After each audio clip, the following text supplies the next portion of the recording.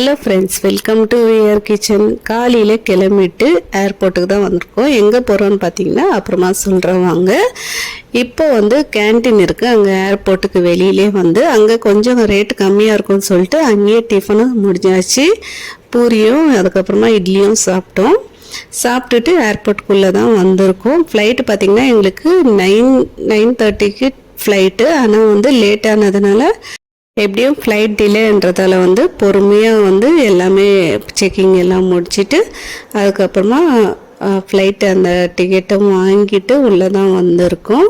Back எல்லாம் check in பண்ணிவிட்டு அதுக்கப்புறமா உள்ளே வந்திருக்கோம். ஏர்போர்ட் இப்படி தான் இருக்குது. இது இன்டர்நேஷ்னல் ஏர்போர்ட்டுன்றதால இந்த சைடு வேறு மாதிரி இருக்கும், டொமஸ்டிக் வேறு சைடு இருக்குது.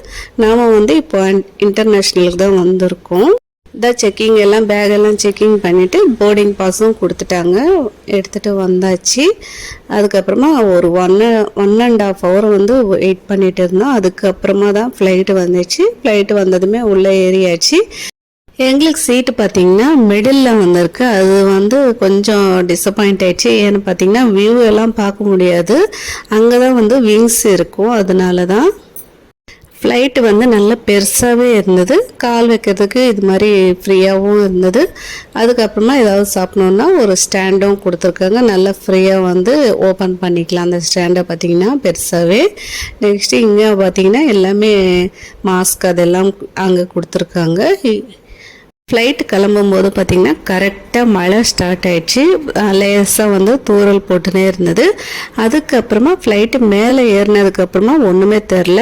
அங்கே பார்த்திங்கன்னா ஃபுல்லாக வெயிலாகவே இருந்தது. அதுக்கப்புறமா தான் நினச்சேன் வேறு ஊருக்கு வந்திருக்கோம் அப்படின்னு.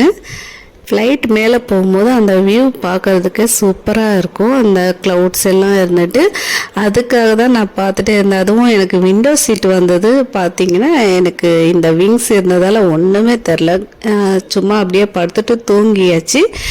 ஃப்ளைட்டு பார்த்திங்கன்னா சென்னை டு கொலம்போக்கு தான் வந்திருக்கோம்.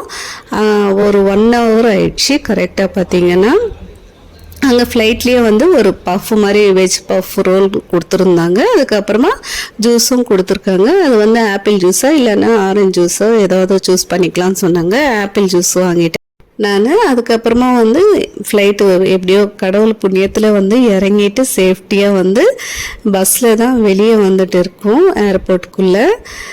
ஃப்ளைட் ஏறினாலே கொஞ்சம் பயமாக தான் இருக்கும் அங்கே போய் சேர்ற வரைக்கும். இப்போ நம்ம அந்த பஸ்ஸில் தான் வந்துட்டு ஏர்போர்ட்டுக்கு தான் வர போகிறோம். கொலம்போ ஏர்போர்ட் பார்த்திங்கன்னா இப்படி தான் இருக்குது. இங்கே பேகேஜ் எடுக்கிறதுக்காக உள்ளே போயிட்டு இருக்கோம். அங்கே போயிட்டு பேகேஜ் எல்லாம் பிக் பண்ணிவிட்டு அதுக்கப்புறமா வெளியவே கார் டிரைவர் வெயிட் பண்ணிகிட்டே இருந்தார் நம்ம பிக்கப் பண்ணுறதுக்காக. நாங்கள் பார்த்திங்கன்னா மொத்தம் 2 ஃபேமிலி தான் வந்திருக்கோம். நானும் ஹஸ்பண்டு மட்டும் வந்திருக்கோம். இன்னொரு ஹஸ்பண்டோட கொலீக் பார்த்திங்கன்னா ஒரு ஒய்ஃபு அதுக்கப்புறமா அவங்க பையனும் வந்திருக்காங்க. 3 பேரும் மொத்தமாக 5 members வந்திருக்கோம். எல்லாருமே இங்கே தான் பேகேஜ் எடுக்கிறதுக்காக வந்திருக்கோம். எங்களது பார்த்திங்கன்னா வந்ததுமே ஃபஸ்ட்டு வந்துச்சு. ஏன்னு பார்த்திங்கன்னா நாங்கள் லேட்டாக தான் சென்னை ஏர்போர்ட்டில் அவங்களுக்கு கொடுத்துருக்கோம் பேக் எல்லாம். அதுக்காக நம்மளுக்கு சீக்கிரமாக வந்துச்சு. எங்கள் கூட வந்தவங்களுக்கு பார்த்திங்கன்னா லேட் ஆகிடுச்சு. அதுக்கப்புறமா ஒரு 1/4 hour வெயிட் பண்ணிவிட்டு பேக் எல்லாம் எடுத்துகிட்டு வெளியே தான் வந்ததுமே பார்த்திங்கன்னா கார் டிரைவர் நம்மளுக்காக வெயிட் பண்ணிகிட்டு இருந்தார், போர்டெல்லாம் வச்சுட்டு. இவர் பார்த்திங்கன்னா நம்மளை வெல்கமிங் பண்ணிகிட்டு இருக்காரு இந்த மாதிரி மாலையெல்லாம் போட்டு. இது இவங்களோட கல்ச்சர்னு நினைக்கிறேன். நிறைய பேர் இங்கே இந்த மாதிரி மாலையெல்லாம் டிஃப்ரெண்ட்டாக கையில் வச்சுட்டு போயிட்டு இருந்தாங்க. இப்போ காரில் ஏறியாச்சு. கார் பார்த்திங்கன்னா நல்லா பெருசாகவே கொடுத்துருக்காங்க. நாங்கள் பார்த்திங்கன்னா 5 members தான் இருந்தாலும் நல்லா பெருசாகவே இருந்ததால் எனக்கு கொஞ்சம் நல்லா இருந்தது. ஏன்னா சின்ன காரில் போனோன்னா எனக்கு கொமட்டுற மாதிரி இருக்கும். எங்கள் கூட வந்தவங்களுக்கும் அதே ஃபீலிங் தானே. அவங்களும் முடியாது ட்ராவலிங் எல்லாம் காரில் அப்படின்னாங்க. எப்படியோ இதனால எங்களுக்கு கொஞ்சம் தப்பிச்சோம். அங்கே கொலம்போ டு எங்கள் ரூமுக்கு வர்றதுக்கு 2 hours ஆகுமா. நடுவில் பிரேக் எடுத்துகிட்டு 1 hour வந்ததுக்கு அப்புறமா தான் ஒரு மால் மாதிரி சின்னதாக இருந்தது. அங்கே தான் ஹோட்டல்ஸ் இருக்குது. அங்கே நடுவில் பார்த்திங்கன்னா ஒரு ஹோட்டல் எதுவுமே இல்லை, எல்லாமே ஹைவேஸில் தான் வந்திருக்கோம். இங்கே வந்ததுமே எங்களுக்கு ஒன்றுமே தெரில எது சாப்பிடணும் என்னன்னு. இது பார்த்ததுமே சரின்னு சொல்லிட்டு இந்த ஃபேமிலி பேக் தான் ஒன்று ஆர்டர் பண்ணியிருக்காங்க. இதோட ரேட் பார்த்தீங்கன்னா அவங்க ஊர் காசுக்கு வந்து 5000 கிட்ட வருது. 5000னா 100 rupees கம்மி 5000. நம்ம ஊர் காசுக்கு வந்து கொஞ்சம் கம்மியாக தான் இருக்கும். இது வந்து ஒரு 5 members சாப்பிட்லான்னு சொன்னாங்க.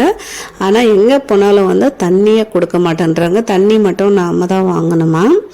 தண்ணியோட ரேட்டு பார்த்திங்கன்னா 150 rupees கிட்ட வருது. சரின்னு சொல்லிட்டு அந்த ஜூஸையே குடிச்சிட்டு ஹேண்ட் வாஷ் பண்ணுறதுக்கும் அங்கே இடம் இல்லை. அதுக்கப்புறமா டிஷ்யூ பேப்பரில் தான் துடைச்சிட்டு வெளியே வந்திருக்கோம். வெளியே பார்த்திங்கன்னா நல்ல பெரிய பிளேஸாகவே இருந்தது. நிறைய வந்து இங்கே தான் வந்து சாப்பிட்றாங்க போல்.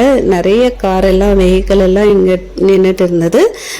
ஓகே ஃப்ரெண்ட்ஸ், இந்த வீடியோ உங்களுக்கு பிடிச்சிருந்தா ஒரு லைக் பண்ணுங்கள், ஷேர் பண்ணுங்கள், சப்ஸ்கிரைப் பண்ணிக்கோங்க, நம்ம சேனலை சப்போர்ட் பண்ணுங்கள். இன்னொரு வீடியோவில் பார்க்கலாம். ஸ்ரீலங்கா வீடியோவில் நம்ம சேனலை சப்ஸ்கிரைப் பண்ணிங்கன்னா உங்களுக்கு நோட்டிஃபிகேஷன் வரும். தேங்க்ஸ் ஃபார் வாட்சிங். Please support my channel.